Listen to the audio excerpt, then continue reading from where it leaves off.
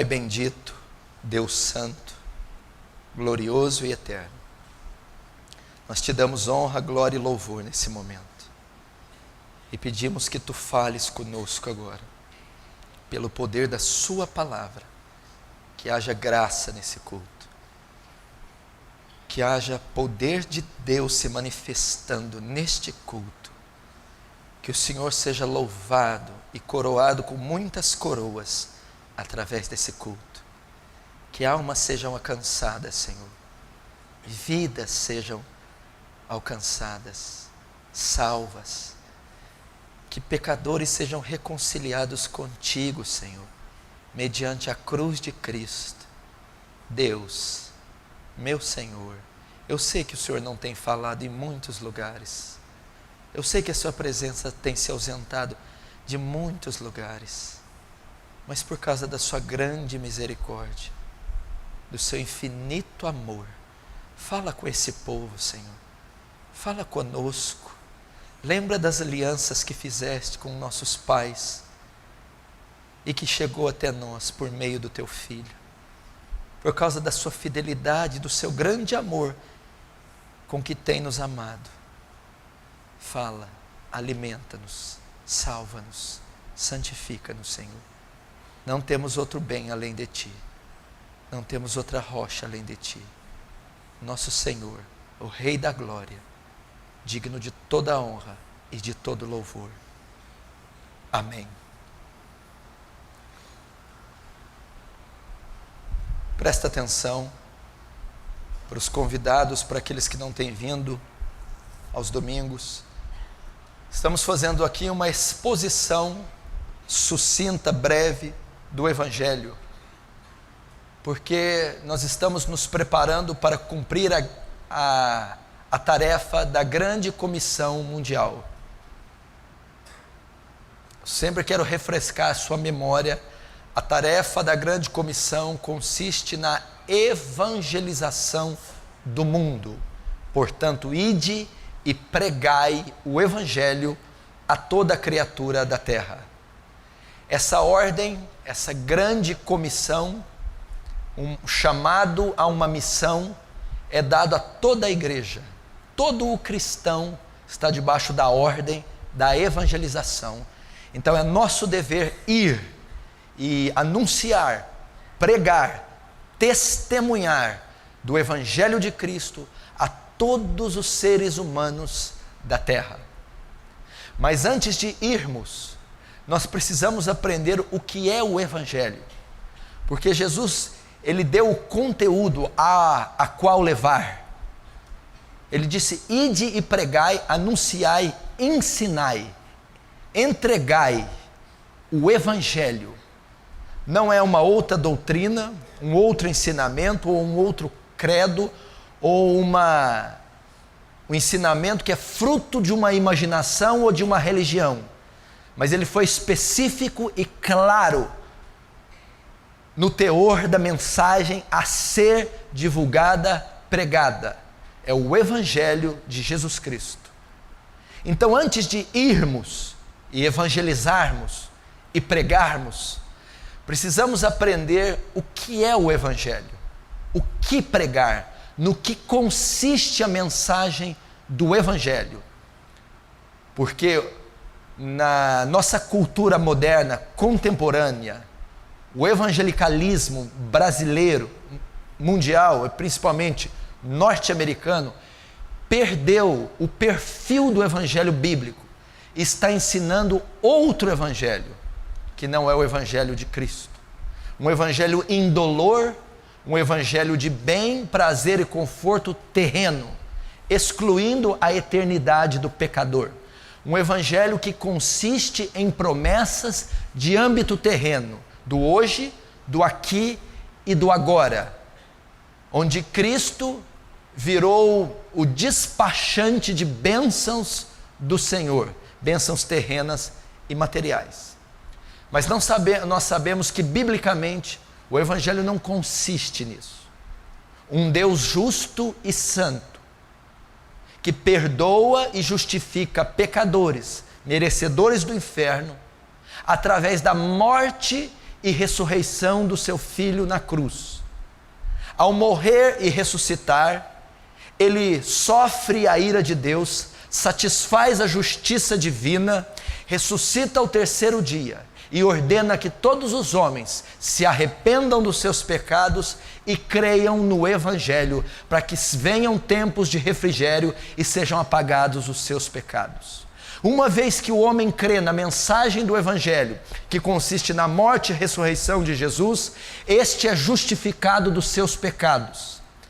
O termo justificado é um termo forense, tirado do meio judicial, que significa que Deus perdoa aqueles pecados e considera aquele homem que creu no seu Filho legalmente justo diante dele.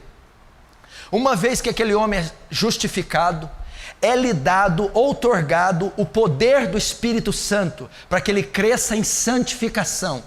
Santificação é o processo que o Espírito Santo traz a um pecador, de fazê-lo à imagem de Cristo, a imagem moral de Cristo, os atributos morais: santidade, bondade, justiça e amor. E esse processo é chamado santificação progressiva. Essa santificação se dá na vida do pecador, depois que ele creu, até a volta de Jesus à sua morte. Essa santificação culminará com a glorificação, onde o pecador, justificado e salvo, receberá um corpo incorruptível nos céus, ressuscitará em glória e habitará na eternidade com Cristo, com Deus, nos céus, para todo sempre. Essa é a mensagem do Evangelho. Nisso consiste a mensagem do Evangelho. Mas nós estamos aqui trazendo nuances maiores do Evangelho, para que você aprenda a raiz, a espinha dorsal das Escrituras, o tema central das Escrituras. O Evangelho é a maior mensagem da Bíblia. O Evangelho é a mensagem mais importante da Bíblia. Cada página da Bíblia possui o Evangelho. É a mensagem mais gloriosa, estupenda, magnífica de todos os tempos. É a mensagem do Santo Sacro Evangelho de Cristo. E você está lendo ali, no quadro 1, a palavra Evangelho vem do grego Evangelion, que significa boas notícias, boa mensagem. Essa boa notícia consiste na obra de Deus em salvar o mundo através do seu Filho, Jesus. Página 2, a morte de Jesus. O tema central do Evangelho é a vida, morte e sepultamento e ressurreição de Cristo, como Paulo afirma aos Coríntios. Paulo aqui, ele declara o que é a mensagem do Evangelho. Vamos ver se a declaração de Paulo tem a ver com a casa, carro, vida melhor ou cura. Se isso é o Evangelho. Aqui ele vai falar o que é a mensagem do Evangelho. Está no 1 Coríntios 15, 1 a 4. Ele está indo aos Coríntios pela segunda vez, dizendo: irmãos, eu vos notifico que o Evangelho que já vos tenho anunciado, o qual também recebeste, no qual também permaneceis, pelo qual também sois salvos, se retiverdes tal como vou-lo tenho anunciado, se não é que cresce em vão. Porque primeiramente vos entreguei o que também recebi. Agora ele vai dizer a mensagem do Evangelho. Olha, eu entreguei o que recebi. O quê? Que Cristo morreu por nossos pecados, segundo as Escrituras, e que foi sepultado, e que ressuscitou ao terceiro dia, segundo as Escrituras. Nisso consiste a mensagem do Evangelho. Quando Jesus disse: portanto, ide e pregai o Evangelho a toda criatura, eu tenho que ir e pregar exatamente o que Paulo está ensinando aqui, sobre a vida, a morte e a ressurreição de Cristo, e tudo que compreende a vida, a morte e a ressurreição de Cristo. E nisso consiste a mensagem do Evangelho: levar aos pecadores o que Deus fez por eles através do seu Filho na cruz. Ele está falando que o Evangelho consiste em explanar ao pecador a cruz de Cristo. 2, 3. A morte de Jesus. Essa é a essência do Evangelho. Nisso consiste a mensagem do Evangelho: dizer o que Deus fez pelo homem através da morte de Cristo na cruz do Calvário. Pois através dessa obra na cruz, o homem pode ser perdoado dos seus pecados e receber salvação, vida eterna. 4. Mas por que Cristo teve que morrer na cruz? Ok, você está aprendendo como evangelizar um pecador. Você está aprendendo por que evangelizar um pecador. Você está aprendendo o que é a mensagem de um pecador. E há de ser que todo aquele que invocar o nome do Senhor será salvo. Pela graça sois salvos por meio da fé. Arrependei-vos e credes no Evangelho. Então a salvação é uma obra da graça, que se alcança pela fé. O que se produz fé, Romanos 10, 17, de sorte que a fé vem pelo ouvir, e o ouvir do Evangelho, e ouvir da palavra. Então a única esperança para esse mundo perdido, quer seja sua mãe, seu pai, vizinhos, amigos, quer sejam africanos, etíopes, hindus, indianos, é ouvirem o santo Evangelho. A única esperança é eles crerem e se arrependerem dos seus pecados. E qual é a forma desses homens, pessoas, crianças que estão tão perto de você, ou nações inteiras que estão perdidas, serem salvas? É crendo. E como elas podem crer? Ouvindo a mensagem. Qual mensagem é essa? A mensagem do Evangelho. No que consiste a mensagem? Na morte e na ressurreição de Jesus na cruz. Mas por que Cristo teve que morrer? Qual foi o motivo da morte? Vamos explorar a cruz, vamos explorar a morte de Jesus, a morte expiatória, a morte reconciliatória, a morte propiciatória, a morte redentora, remidora de Jesus. Nós estudamos que ele morreu por causa da maldição que estava sobre nós, morreu por causa da morte que estava sobre nós, morreu por causa da ira que estava sobre nós.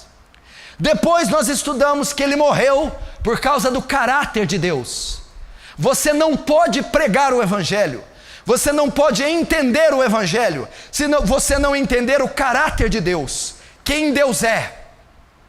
Se você não entender, não aprender quem Deus é, você não compreende o Evangelho.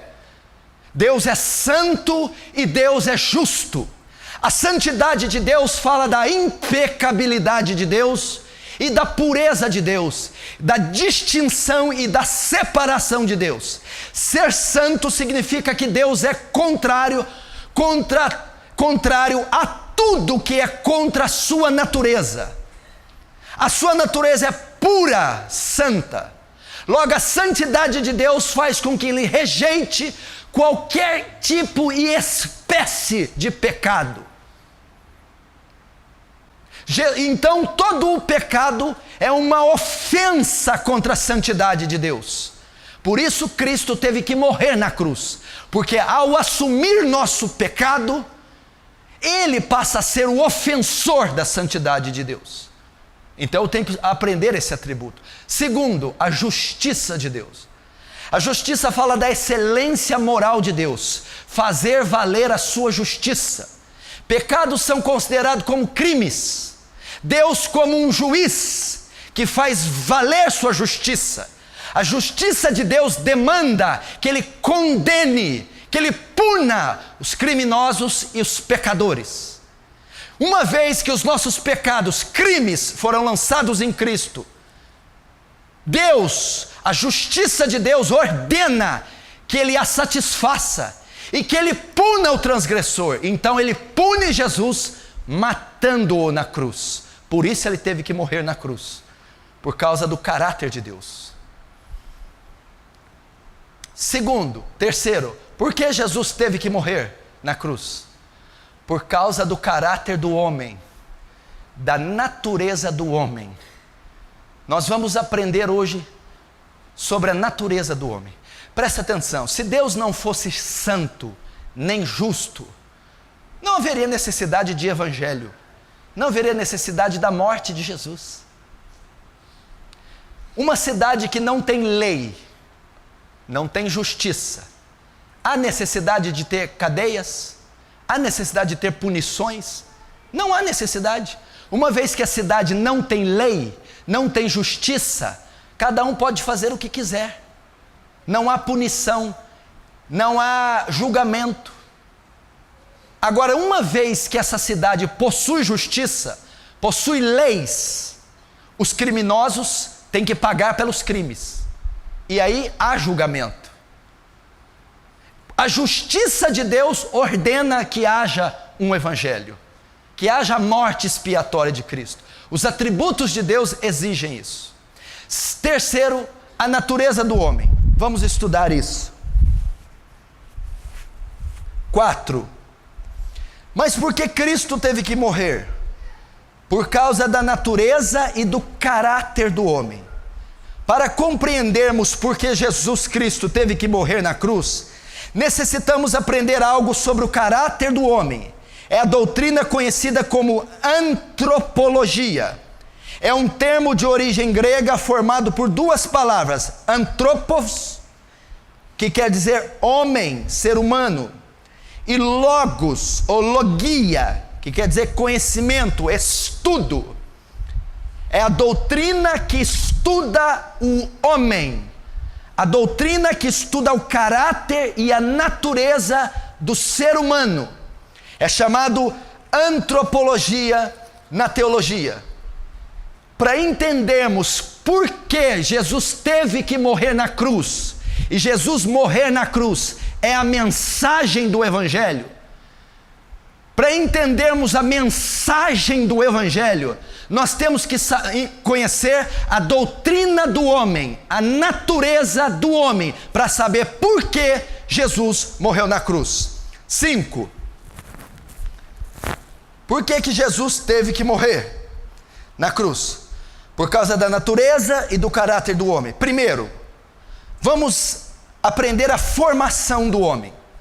Gênesis, que fala da criação, capítulo 1, verso 26, disse assim: E disse Deus, façamos o homem à nossa imagem, conforme nossa semelhança.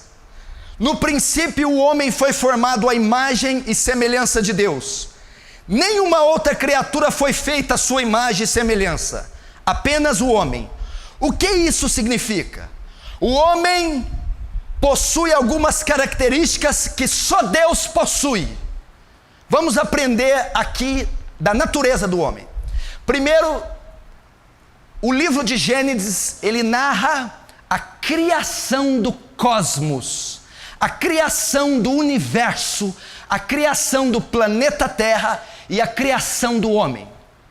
A criação é fruto do poder de Deus, é fruto da livre vontade soberana de Deus. Gênesis 1, quando ele diz: E disse Deus, haja luz, e houve luz. Lá em Hebreus diz: E sustentando todas as coisas pela palavra do seu poder. Aqui Deus vai iniciar a criação do cosmos. Como Deus cria? Antes disso aqui, não existia nada. E existia um outro atributo de Deus que não é muito falado, que se chama a solidão de Deus. É um dos seus atributos. Uma época, uma era da eternidade, onde não existia nada, nem anjos, nem arcanjos, nem céus, nem terra, nem mares, nem homens, nem nada. Deus existia numa eternidade autossuficiente, autoexistente, completo, perfeito, em perfeita harmonia com a Trindade. Não existia absolutamente nada e Deus não necessitava que existisse absolutamente nada. Então um dia, Deus intenta no seu coração o que os teólogos dizem, uma reunião foi feita entre 3 pessoas para criar o universo. Por que você diz 3 pessoas? Porque Gênesis 1:26 está no plural, façamos. E disse Deus, façamos, Pai, Filho e Espírito. É uma das primeiras menções sobre a Trindade na Bíblia. Deus Pai, Deus Filho e Deus Espírito. Para que Deus saia da sua solidão, existe uma palavra latina que diz ex nihilo. Não existia nada. Ex nihilo que significa nada, do nada. Deus do nada cria o universo e Ele abandona a sua solidão. Do ex nihilo, do nada, não existia partículas, moléculas, átomos, prótons, nêutrons, anjos, arcanjos, querubins, micróbios, seres humanos, planetas, galáxias, estrelas, nada. Deus do nada diga, haja luz, haja luminares, haja planetas, haja vegetais, haja insetos, haja fauna, haja flora, haja gravidade, haja noite, haja dia, haja oceanos, haja mares. E Ele cria com magnífico e esplêndido poder. No 6º dia, na segunda metade do dia, do 6º dia, a última obra de Deus é o homem. Ele vai criar o homem, que é a coroa da criação. Só que Ele dá um adendo. Em todas as coisas criadas Ele diz, haja luz, haja isso. Quando Ele vai criar o homem, Ele diz, façamos a nossa imagem, segundo nossa semelhança. O homem recebeu características que nenhum outro ser recebeu. A forma original do homem, do primeiro homem criado, foi a semelhança de Deus. Assim foi criado o primeiro homem, Adão. Assim, esse era o propósito de Deus. Era a intenção de Deus fazer um ser à sua semelhança, à sua imagem moral. Não um ser idêntico a Deus, um outro Deus, mas um ser que representasse a imagem de Deus na terra. O termo façamos compreende a Trindade. Vamos ler mais uma vez. E disse Deus, façamos o homem à nossa imagem, conforme nossa semelhança. No princípio o homem foi formado à imagem e semelhança de Deus. Nenhuma outra criatura foi feita à sua imagem e semelhança, apenas o homem. O que isso significa? Que o homem possuía algumas características que só Deus possui. São elas 6. Razão. O homem foi dotado com razão, pensamentos. Deus tem pensamentos. Ser feito à imagem de Deus significa ser um ser racional, vontade, volição, direito de escolha, livre-arbítrio. Ser a imagem de Deus compreende ter vontade, ter arbítrio, verdade. O homem foi dotado de verdade, bondade. Presta atenção, no estudo dos atributos de Deus,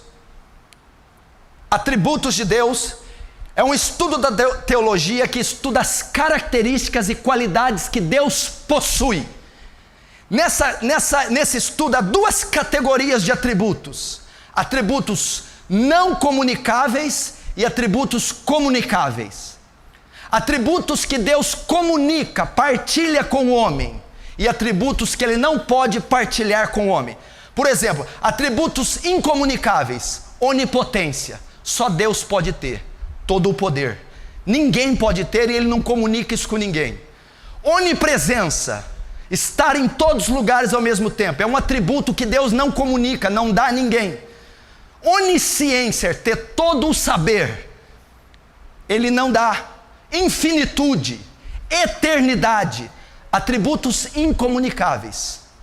Atributos comunicáveis São os atributos que Deus comunicou ao primeiro Adão: santidade, justiça, amor, verdade, bondade, pureza. Quando Deus faz o homem à sua imagem e semelhança, Ele dota o homem de razão, pensamento, vontade, livre arbítrio, verdade, bondade, a condição e a disposição de fazer o bem, amor. São características que só Deus possui. A fonte de todo amor existente procede de Deus, e o homem recebeu. Santidade. O primeiro Adão era puro, santo, livre de pecado. Justiça. O homem tinha perfeição moral. Ser feito à imagem de Deus significa que o homem tinha perfeição moral, retidão. Era impossível que o homem mentisse, era impossível que o homem enganasse. O homem era perfeitamente justo e sem pecado. O primeiro homem não foi feito com pecado, foi sem qualquer mancha, sem qualquer ruga. Então, quando a Trindade diz: façamos segundo nossa imagem e nossa semelhança, ser feito à imagem e semelhança de Deus compreende ter os atributos morais e os atributos comunicáveis de Deus na natureza de homem.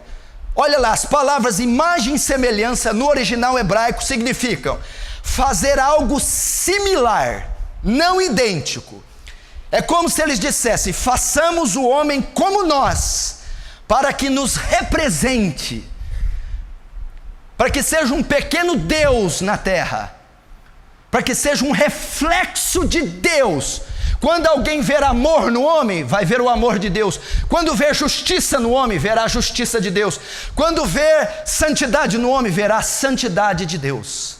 Foi assim que o homem foi dotado na sua formação, de perfeição, de impecabilidade. O homem era cheio dessas virtudes. Entendeu? Assim era o homem antes da queda.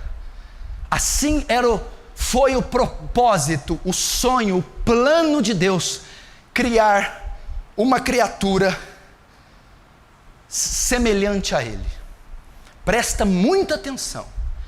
Não se consegue explicar, nem se imaginar a ruptura, o abismo, a extensão do que foi o homem antes do pecado e o homem depois do pecado. Não se consegue avaliar a proporção da queda. O homem, imagina, era a expressão. Presta atenção, o que era Deus? A imagem de Deus no homem não era física, porque Deus não tem corpo. Então o homem não representava Deus fisicamente, mas moralmente. Sabe qual que é a imagem de Deus em forma de homem? A pessoa de Jesus Cristo. Ele foi o segundo Adão sem pecado. E nós não temos ideia do que era o homem antes da queda. Não temos ideia do nível de inteligência, de justiça, de bondade, de perfeição que Deus atribuiu. Meu irmão, existem uma classe de seres angelicais chamada serafins. Não existe nenhuma outra criatura criada no cosmos com tanta majestade como os serafins. Eles têm 6 asas. Por que você considera eles as criaturas mais perfeitas? Dado a distância que eles têm do trono de Deus. Eles assistem ante ao trono. São os seres que mais se aproximam da glória de Deus. Os serafins, nenhum outro ser chega tão perto. Ele ministra diante do trono de Deus. 6 asas voam, 6 cobrem os pés, 6 cobrem o rosto. Nem esses serafins Deus atribuiu imagem e semelhança de Deus. Só o homem possuía a imagem e semelhança plena de Deus antes da queda. Imagina isso. De tal maneira que Deus vinha ter com o homem na viração do dia, vinha ter comunhão, vinha se comunicar com a sua criação em perfeita harmonia. Assim foi o primeiro homem. 7.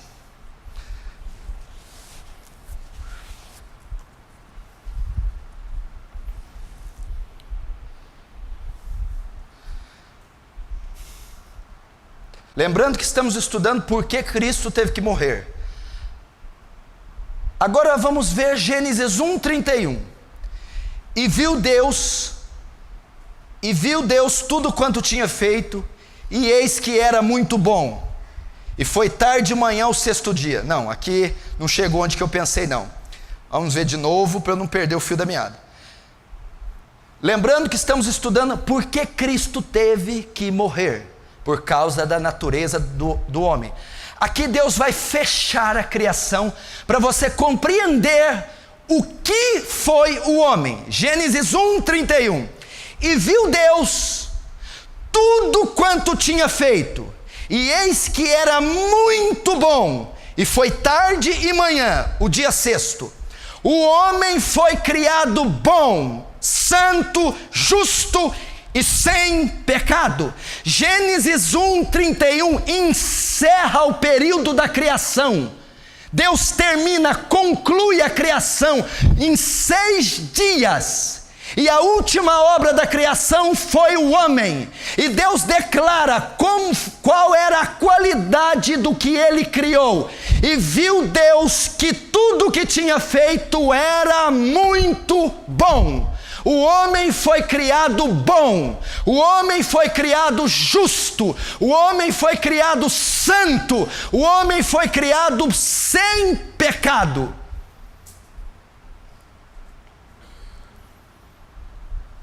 Foi assim que o homem foi criado.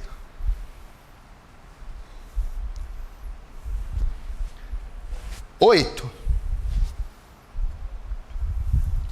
2 agora. A queda do homem. Porém teve algo na criação. Gênesis 2, 16, 17. E ordenou o Senhor Deus ao homem, dizendo: de toda árvore do jardim comerás livremente, mas da árvore do conhecimento do bem e do mal, dela não comerás, porque no dia em que dela comeres, certamente morrerás. Você viu se o áudio não vai dar aquele tipo de problema? Será que você viu, hein? Gente, não tem nem ar-condicionado que impede eu de transpirar. Já orei, já jejuei, mas Deus falou: meu filho, é a lei do pecado, meu filho. Não tem jeito não. Vai ter dor de barriga. Presta atenção. 6º dia de criação. Deus termina a obra da sua criação com exímia perfeição.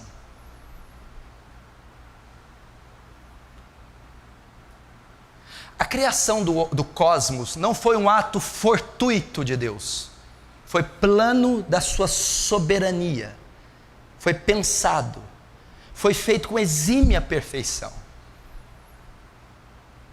Só que aconteceu algo. Ele só deixou uma imposição na criação. Ele cria tudo e chama de Jardim do Éden. E ele dá o governo da terra ao homem. Ele entrega ao homem: ide dominai sobre as feras, peixes, aves, vegetais, a terra. Domine, governe a terra. Tudo que nela existe é seu. Deus dá o governo da criação ao homem. Porém, Deus estabelece uma única lei no Éden. Uma única lei. Você pode usufruir de tudo que fora criado, mas da árvore do conhecimento do bem e do mal, dela não toqueis, porque o dia que tocar nela, morrereis. Foi o único artigo, a única lei, a única proibição que existia na terra naquela época. Ok? O que aconteceu? O homem desobedece, o homem peca, o homem quebra essa lei, o homem se rebela contra Deus. 9, vamos ver. Gênesis 3, 1, 24. Então a serpente disse à mulher: certamente não morrereis, porque Deus sabe que o dia em que dele comerdes, se abrirão os vossos olhos, e sereis como Deus, sabendo o bem e o mal. E viu a mulher que aquela árvore era boa para se comer, e agradável aos olhos, e árvore desejável para dar entendimento. Tomou do seu fruto e comeu, e deu também ao seu marido, e ele comeu com ela. Então foram abertos os olhos de ambos, e conheceram que estavam nus. Se atentem, não estava colorida com as palavras ali, meu filho?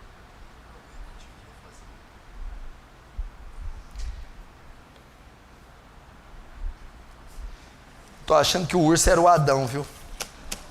Não é possível, Jesus do céu. Você comeu da maçã, meu filho? Não, ele falou que não é Adão, não, é a serpente. Vai picar o cunho aí, cuidado, hein? Eles não deixam eu pregar. Eu estou vendo que o trem está branco demais ali, mas amém, isso não vem ao caso. Glória a Deus. Se o apóstolo Paulo tivesse essa tecnologia, meu irmão, não existia pastor nem obreiro no mundo, ele ia ganhar o mundo dentro da salinha, só mandando e-mail, né? Primeiro e-mail, a carta, Aliança do Calvário. Vamos lá então. Eu tinha falado para prestar atenção porque eu tinha feito grifos nas partes importantes onde o pecado afetou. O que muito me entristeceu não está grifado ali, que pena. Vamos ver mais uma vez, Gênesis 3, 1, 24. Então a serpente disse à mulher: certamente não morrereis, porque Deus sabe que no dia em que dele comerdes, se abrirão os vossos olhos, e sereis como Deus, sabendo o bem e o mal. E viu a mulher que aquela árvore era boa para se comer e agradável aos seus olhos, e árvore desejável para dar entendimento. Tomou do seu fruto e comeu, e deu também a seu marido, e ele comeu com ela. Então foram abertos os olhos de ambos, e conheceram que estavam nus, e ouviram a voz do Senhor Deus, que passava no jardim pela viração do dia. E esconderam-se Adão e sua mulher da presença do Senhor Deus, entre as árvores do jardim. 10. E disse o Senhor Deus à mulher: multiplicarei grandemente a tua dor e a tua conceição, com dor darás à luz a filhos, e o teu desejo será para o teu marido, e ele te dominará. E Adão disse: porquanto deste ouvidos à voz de tua mulher, e comeste da árvore que te ordenei, dizendo: não comerás dela, maldita é a terra por causa de ti, com dor comerás dela todos os dias da tua vida, espinhos e cardos também te produzirá, e comerás a erva do campo, no suor do teu rosto comerás o teu pão, até que te tornes a terra, porque dela foste tomado, porquanto és pó, e em pó te tornarás. O Senhor Deus, pois, o lançou fora do jardim do Éden.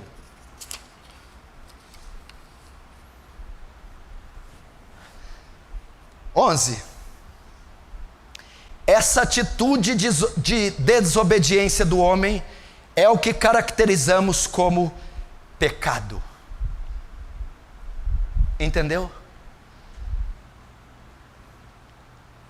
Deus cria com exímia perfeição a terra, planta o homem no jardim do Éden e dá uma ordem só para ele: não toque na árvore do conhecimento do bem e do mal. É uma ordem, é uma lei, tem que ser acatada, obedecida, a única lei que existia.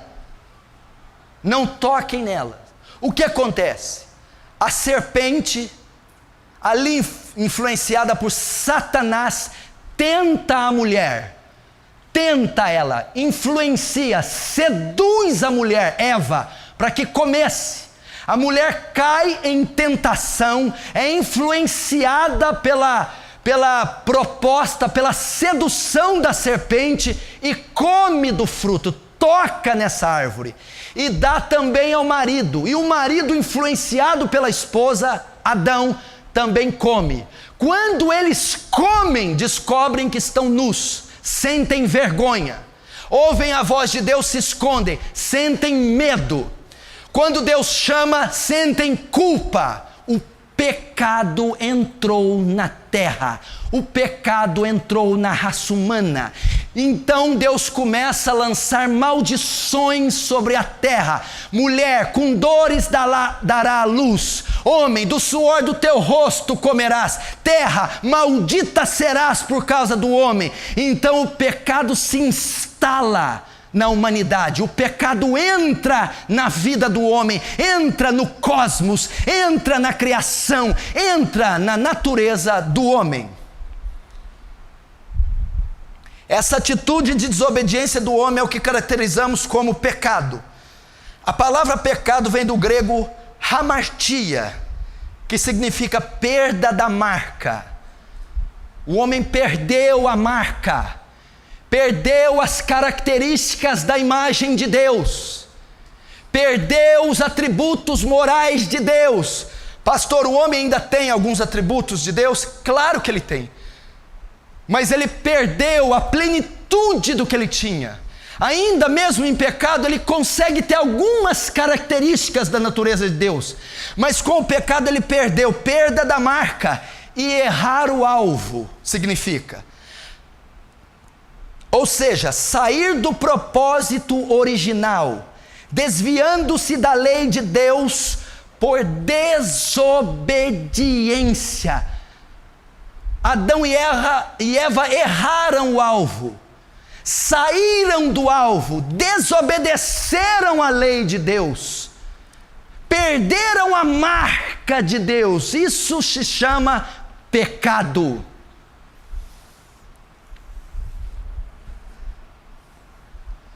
Neste ato de tocar na árvore do bem e do mal, neste ato de desobediência, neste ato de Eva e de Adão, neste ato de desobedecer a única lei do Éden, foi que o pecado entrou na terra. Este ato é chamado pecado, pecado original, o primeiro pecado aqui na terra, entre os homens. Eles se desviaram do alvo, desobedeceram a lei de Deus, perderam a marca de Deus. Lembrando que nós estamos estudando por que Jesus teve que morrer na cruz. Para saber por que Jesus teve que morrer na cruz, que é a pregação do Evangelho, você precisa aprender sobre a natureza do homem. Agora vamos ver as consequências deste único ato. O que aconteceu com o homem depois que ele desobedeceu a Deus? Depois que o pecado entrou na sua natureza, o que ocorreu com o homem? Vamos ver 12:3. Consequências da queda, a maldade no ser humano. Gênesis 6, 5 e 6. E viu o Senhor que a maldade do homem se multiplicara sobre a terra, e que toda a imaginação dos pensamentos do seu coração era só má continuamente. Então se arrependeu o Senhor de haver feito o homem sobre a terra, e pesou-lhe o seu coração. Aqui não está em ordem cronológica, ou não, aliás, não há ordem cronológica para o que aconteceu com o homem. A corrupção do homem foi algo total, e eu apenas fracionei e dividi as consequências. Uma delas que eu separei, que trouxe para a natureza. Lembra como o homem era antes da queda? Ele tinha atributos de Deus: bondade, justiça, amor, perfeição, e era sem pecado. Com a queda, Deus mostra aqui que entrou a maldade no ser humano. O homem passou a ser mau, passou a ser perverso, passou a ser ruim. Essa geração que ele está citando aqui, de Gênesis 6, é a geração antediluviana. Foi uma geração tão maligna e perversa que Deus teve que mandar o dilúvio para aniquilar ela da terra. Olha qual era a característica daquele povo. Viu o Senhor que a maldade do homem se multiplicara. A maldade estava progressiva no coração do homem. Estava crescendo a maldade. Era uma maldade que se multiplicava dia após dia. Não está dizendo que o número de maldades, está dizendo que a maldade do homem aumentava. Cada dia que se passava, atos horrorosos eram cometidos sobre a terra, e que toda a imaginação dos pensamentos, todos os pensamentos, a razão do homem era má continuamente. O homem se perverteu com o pecado, tornou-se mau, tornou-se perverso, tornou-se ruim. Isso foi o que aconteceu com o homem. Pastor, o senhor está citando os homens de Noé. Não, eu estou citando a vida de muitos que estão sentados aqui, que não têm a Deus ainda. Eu estou citando a vida do homem que está em pecado, sem Cristo. Todo ser humano ímpio na terra, todo ser humano ímpio, a maldade dele está se multiplicando. Os pensamentos e a imaginação deles são maus continuamente. Essa é a natureza do homem hoje.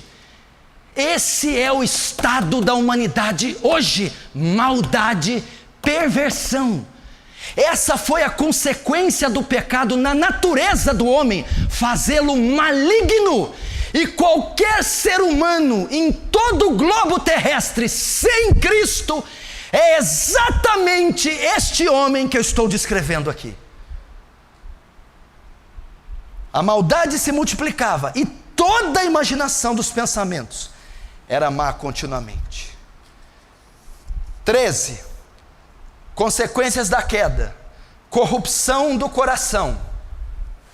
Olha o que Jeremias 17 diz sobre o homem: enganoso é o coração, mais do que todas as coisas, e desesperadamente corrupto. Quem o conhecerá? Ele está dizendo da natureza do homem. Coração não é o órgão que bombeia sangue para o corpo. Não é essa a ideia que o povo judeu estava dizendo. Coração é a sede das emoções, é o ser do homem. Ele está dizendo que o coração, o ser do homem, é desesperadamente corrupto e perverso. Enganoso e desesperadamente corrupto. Esse é o estado do homem. Não existe velhazinha que faz tricô boazinha. O coração dela sem Jesus é desesperadamente corrupto. Qualquer homem sem Cristo, sem o Evangelho, é desesperadamente corrupto. Esse foi Jeremias. Agora tem outro que vai falar que não é Jeremias não, é Cristo. Porque do coração do homem procede os maus pensamentos, as mortes, os adultérios, fornicação, furtos, falsos testemunhos e blasfêmias. Você quer saber o que tem no coração do seu filho, se ele não tem Jesus? Você quer saber o que tem no coração da sua avó, se ela não tem Jesus? Do seu amigo de escola? De qualquer um que você conhece? É aquilo ali que Jesus disse: adultério, crime, morte, fornicação, furto, blasfêmia. Se você está sentado aqui e não nasceu de novo, se você está sentado aqui e não tem Cristo, eu estou descrevendo a natureza do seu coração. Se você não foi regenerado pelo Espírito Santo, se o Evangelho não transformou você, não adianta a maquiagem, não adianta a roupa, não adianta o linguajar rebuscado, o seu coração é corrupto.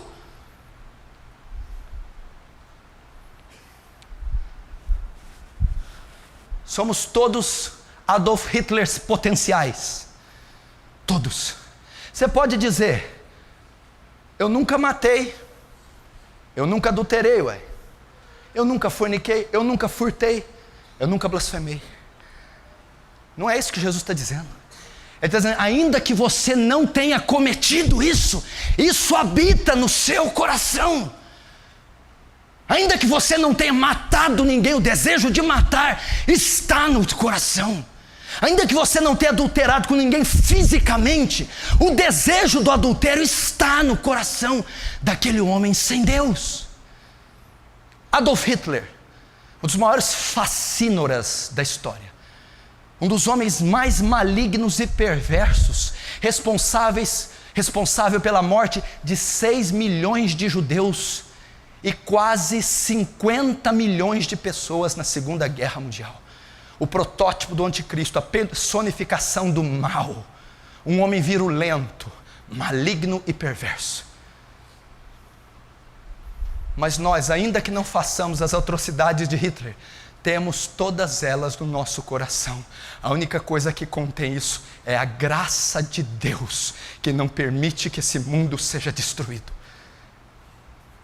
Você está vendo a discrepância entre o primeiro Adão, a beleza que ele era, a perfeição, a graça, a saúde, a pureza e o que virou o ser humano? Tem uma citação do bispo J.C. Ryle, que todas as vezes quando as mães ganham uma criança, um bebezinho, e diz: olha que gracinha, que anjinho. E ele diz: não, deveria se falar, nasceu um pecadorzinho. Nossa, pastor, não fala isso. Vai chegar a vez desse tópico, você vai saber. Esse é o homem. Pastor, por que o senhor está abordando? Para alguns esses temas são familiares. Já aprendeu isso faz tempo na escola dominical. Conversei com uma moça esses dias que falou: pastor, eu estava 5 anos numa igreja antes de vir para cá, 5 anos. E eu não sabia por que Jesus tinha morrido na cruz, velho. Foi o quê? Até católico sabe? Eu não sabia que eu era pecadora. Quando eu dei essa aula aqui no teste da salvação que eu fiz domingo de manhã, uma mãe me procurou e falou: nossa, eu não sabia que eu era tão má assim, que os seres humanos eram assim. Essa chama a doutrina do homem. Você precisa saber quem o homem é. É isso que procede. Segunda consequência é a corrupção do coração. O coração é perverso. O coração é maligno. 14. Consequência da queda. O que se tornou o homem? Presta atenção. Você vai acompanhar ali, eu vou ler lentamente. Eu vou aqui narrar agora a natureza do que se tornou o homem depois da queda. Romanos 1:18-3. Porquanto tendo conhecimento de Deus, tendo conhecido a Deus, não glorificaram como Deus, nem lhe deram graças. Antes, em seus discursos, se desvaneceram, e o seu coração insensato se obscureceu.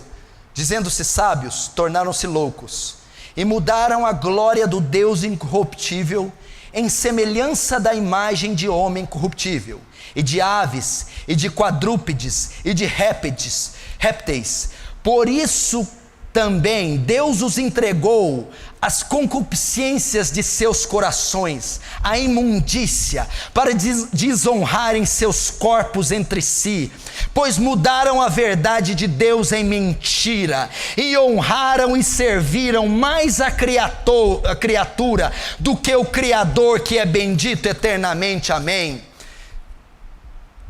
Por isso Deus os abandonou às paixões infames, porque até as suas mulheres mudaram o uso natural, no contrário à natureza, e semelhantemente também os homens, deixando o uso natural da mulher, se inflamarem sua sensualidade, uns para com os outros, homens com homens, cometendo torpeza e recebendo em si mesmos a recompensa que convinha ao seu erro. E como eles não se importaram de ter conhecimento de Deus, assim Deus os entregou a um sentimento perverso para fazerem coisas que não convêm.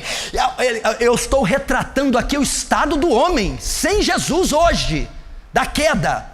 Estando cheios de toda iniquidade, fornicação, malícia, avareza, maldade, cheios de inveja, homicídio, contenda, engano, malignidade, sendo murmuradores, detratores, aborrecedores de Deus, injuriadores, soberbos, presunçosos, inventores de males, desobedientes aos pais e às mães, nécios, infiéis nos contratos, sem afeição natural, irreconciliáveis, sem misericórdia, os quais, conhecendo o juízo de Deus, parênteses, que são dignos de morte, os que tais coisas praticam, fecha parênteses, não somente as fazem, mas também consentem aos que as fazem.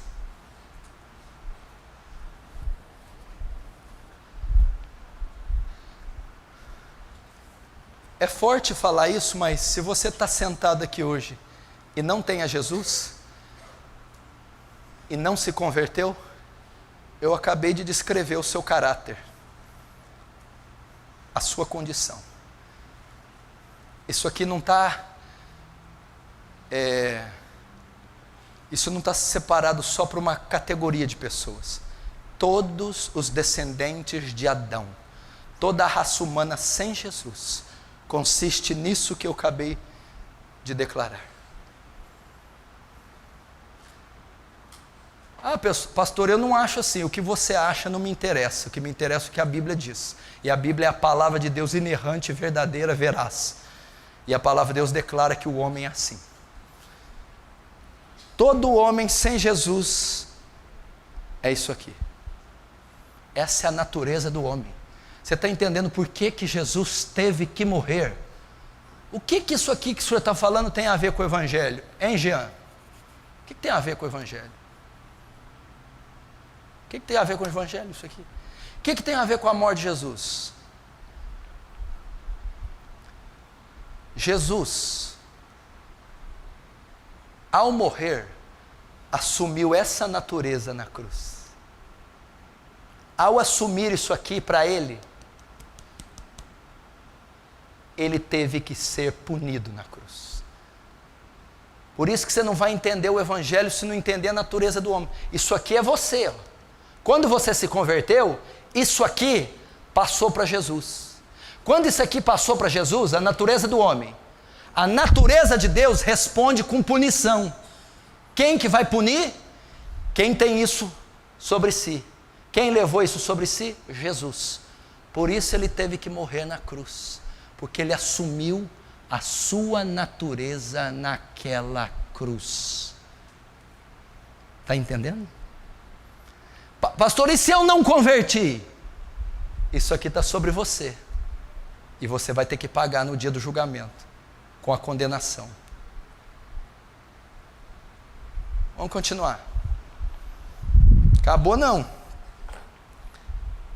16.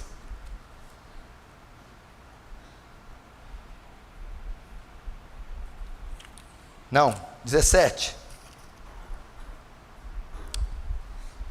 Paulo ainda vai declarar um pouco mais a natureza do homem. Isso aqui eu estou descrevendo a natureza do homem. O que se tornou o homem? Romanos 3, 10, 18. Como está escrito: não há um justo, nenhum sequer. Não há ninguém que entenda. Não há ninguém que busque a Deus. Está falando do ímpio. O ímpio não é justo, não existe um, não existe ninguém que entenda, não há ninguém que busque a Deus. Todos se extraviaram, todos, e juntamente se fizeram inúteis. Não há um que faça o bem, não há nenhum só. A sua garganta do ímpio é um sepulcro aberto, com as suas línguas tratam enganosamente. Peçonha de áspide, de serpente, está debaixo dos seus lábios, cuja boca está cheia de maldição e amargura. Os seus pés são ligeiros para derramar sangue, em seus caminhos há destruição e miséria, e não conheceram o caminho da paz. Não há temor de Deus diante dos seus olhos. Qualquer homem sem Cristo possui essa característica. Qualquer homem que descendeu de Adão é exatamente essa expressão do seu ser. Essa é a natureza do homem caído. Qualquer jovem, velhinho, aposentado, qualquer homem em qualquer continente, de qualquer parte da terra, sem Jesus, possui essa natureza. 18. Consequências da queda: fez o homem filho do diabo. Como é que é? Existem filhos do diabo. Existem filhos do diabo até dentro da igreja. Sou eu que estou dizendo? Graças a Deus que tem o telão ali hoje. Ó. Vamos ver. 1 João 3,10. Nisso são manifestos os filhos de Deus e os filhos do diabo. Qualquer que não pratica justiça e não ama o seu irmão, não é de Deus. Meu irmão, a queda foi algo tão fatal que deu o legado do homem nas mãos de Satanás. Você não vê que Paulo diz que nós fomos libertados do império das trevas, do espírito que opera agora nos filhos da desobediência. O homem sem Cristo é filho do diabo. Está sobre o governo, está sobre a égide, está sobre a tutela, está sobre a servidão de Satanás. Aqui João está sendo bem claro: nisso são manifestos os filhos de Deus e os filhos de Satanás. Os homens sem Jesus, os homens em pecado, os homens com a natureza caída, são filhos de Satanás. Essa é a verdade do homem. 19. Consequências da queda: a morte do homem. Olha lá, Gênesis 2, 16, 17. Porque no dia em que dela comeres, certamente morrerás. O Senhor falou que morreriam. Que uma das mais trágicas consequências do pecado é a morte. Romanos 5,12. Portanto, como por um homem entrou o pecado no mundo, e pelo pecado a morte, assim também a morte passou a todos os homens. Porque Cristo teve que morrer na cruz, porque todo homem debaixo do pecado está morto, morto espiritualmente, morto fisicamente, morto eternamente. Jesus foi na cruz para assumir a sua morte. Se ele não tivesse morrido, todos estaríamos mortos. Morte. Efésios 2, 1, 3. E vos vivificou estando vós mortos em ofensas e pecados. Morte. Esse é o estado do homem morto espiritualmente.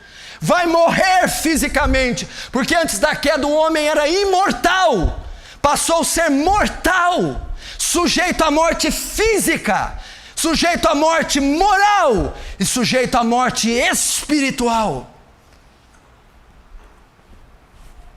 20. Consequências da queda. Quando essa corrupção ocorre? Quando é que um homem se torna corrupto assim, pastor? Quando é que ele se torna mau assim? Quando é que isso nasce na natureza dele? Quando é que ele fica, igual o senhor falou, filho do diabo, detrator, maligno, perverso? Vamos ver quando? Gênesis 8, 21. Porque a imaginação do coração do homem é má, desde a sua meninice, desde criança, o homem é corrupto, desde a sua formação, ele é assim. O salmista Davi vai mais longe ainda, Salmo 51:5, eis que em iniquidade fui formado, e em pecado me concebeu minha mãe. Na concepção do bebê, no nascimento da criança, toda essa natureza adâmica já vem constituída no ser dele. É o mais um pecador que veio à terra. Veja novamente, eis que em iniquidade fui formado, e em pecado me concebeu minha mãe. Alguns teólogos querem distorcer, dizendo que Davi foi fruto de pecado, nasceu por causa do pecado da mãe. Isso é mentira. Ele está se referindo à formação genética, biológica dele, no ato de fecundação, ali na hora, quando Deus vê o corpo dele informe, quando ele vem à luz, ele é concebido em pecado. Quando essa corrupção ocorre? Desde da sua concepção, o homem vem afetado com o pecado. Tem mais um versículo que eu não anotei. Abra aí para ficar legal. Salmo 58. Pode abrir no Salmo 58.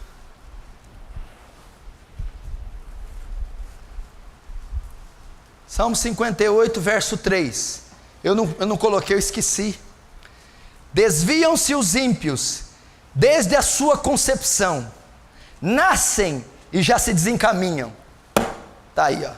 Salmo 58, 3. Desviam-se os ímpios desde a sua concepção, nascem e já se desencaminham. Quando que ocorre corrupção, pastor? Na formação da criança. 21. Consequências da queda. Quantos homens foram afetados por isso? Quantos, pastores? Só os brasileiros, meus tios, os judeus? Quantos estão debaixo dessa característica que você está traçando do homem? Vamos ver quantos. Romanos 3:23. Porque todos pecaram e destituídos estão da glória de Deus. Todos os homens possuem essa natureza. Romanos 3:10, como está escrito, não há um justo, nenhum sequer, nenhumzinho, nenhum judeuzinho, africano, sul-americano, asiático, europeu, nenhum japonês, nenhum chinês, nenhum sequer, não existe nem uma criatura nascida de mulher que seja justa e sem pecado, nenhum. Todos foram afetados. Romanos 5:12, portanto, como por um homem entrou o pecado no mundo, e pelo pecado a morte, assim também a morte passou a todos os homens, por isso que todos pecaram, todos estão sob essa lei, todos estão sob maldição, todos estão contido neles essa natureza.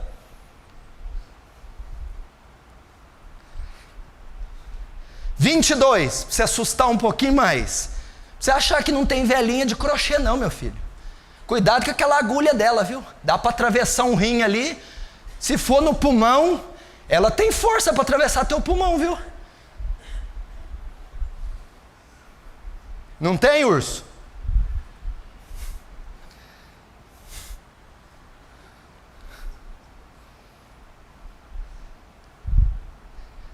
Consequência... 22, consequências da queda. O que são as obras do homem para Deus? Isaías 54:6 vai dizer o que é a obra do homem para Deus. Mas todos nós somos como imundo, e todas as nossas obras como trapo de imundícia. Tudo que o ímpio faz para Deus é trapo de imundícia. Tudo que o ímpio oferece para Deus, a vida do ímpio, é um trapo de imundícia. Sabe de onde é tirado esse texto de Isaías? Escuta, ele está falando de um leproso. Quem conhece lepra? Quando a pele vai se comendo, pus e ferida no corpo todo. Pega-se um lençol de linho e cobre aquele leproso, entendeu? No corpo inteiro. Vai passando o tempo, aquele lençol vai ficando carregado de pus, casca de ferida, pedaço de pele, e vai minando até sair do lençol para fora. Aí eles têm que tirar aquilo. Imagina o peso que está aqui lá, sai pedaço de carne, pus, imagina o cheiro. O escritor está dando essa ideia, que as nossas obras para Deus são como aquele lençol de linho tirado com um pedaço de carne podre e pus para Deus. É um trapo de imundícia. É assim que Deus vê os ímpios. É tão forte que olha o que diz em Provérbios 21:4. Os olhos altivos e o coração orgulhoso, e até a lavoura dos ímpios é pecado. Até a lavoura dos ímpios é pecado, até o trabalho do ímpio é pecado para Deus. Até o trabalho diário, cotidiano do ímpio é uma abominação para Deus.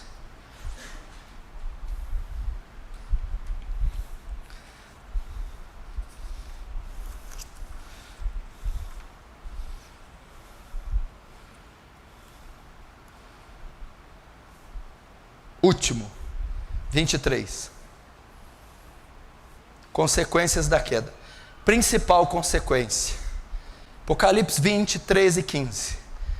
E deu o mar os mortos que nele havia, e a morte e o inferno deram os mortos que neles havia, e foram julgados cada um segundo as suas obras, e a morte e o inferno foram lançados no lago de fogo. Esta é a segunda morte.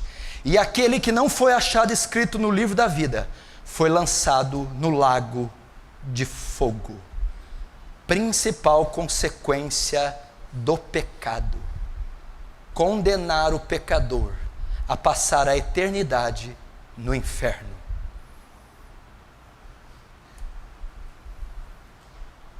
Por que Cristo teve que morrer? 24. Cristo teve que morrer na cruz porque o caráter e a natureza de Deus, que é santo e justo, conflita com o caráter e a natureza do homem, que é pecador e corrupto. Na última aula, o que a gente estudou? A natureza de Deus, santo e justo. O que significa Deus ser santo e justo? Ele repudia e condena tudo que é pecado, ok?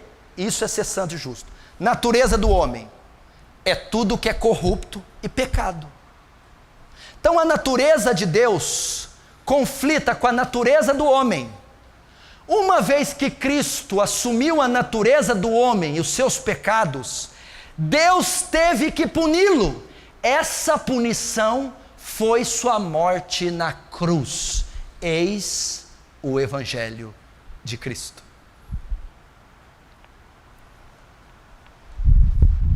Deixa eu fazer uma pergunta para você.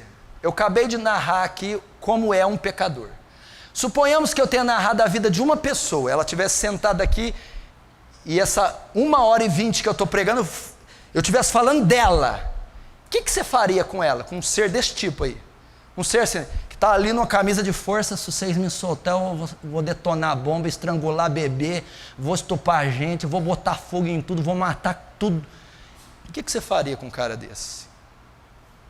Condenaria, mataria, lançaria no inferno, colocaria na cadeira elétrica. Esse homem que está sentado aqui representa toda a raça humana. Por que Cristo teve que morrer na cruz? Porque Cristo assumiu a natureza desse homem que está sentado aqui. Por que Cristo morreu na cruz? Porque a justiça de Deus, a santidade de Deus ordena que Ele puna, condene tudo que é contrário à natureza dEle. esse homem que está sentado aqui, que representa a raça humana, é contrário à natureza de Deus. Então Deus deve punir com toda a sua justiça essa raça humana. Porque Cristo teve que morrer na cruz? Porque Cristo assumiu a natureza humana, os seus pecados na cruz.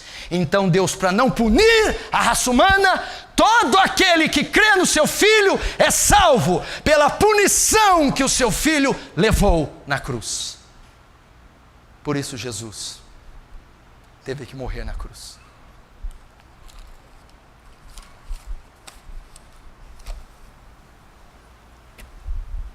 O Evangelho consiste em